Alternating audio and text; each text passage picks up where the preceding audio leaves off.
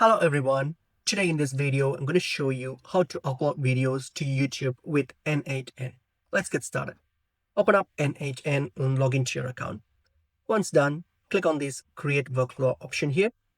Click on it, and once you've clicked that, you're going to click on this plus icon here on your top right. So click on it. And then now in the search box, type in YouTube. And then select YouTube.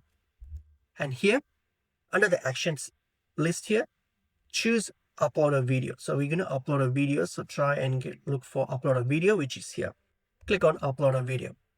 Okay. And you'll get to this screen here. So here, credentials to connect with, you go to click on it and then select create new credentials. Okay.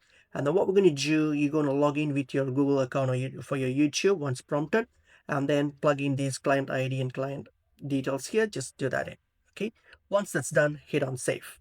Once that's done, next for the resource, you can leave it as video.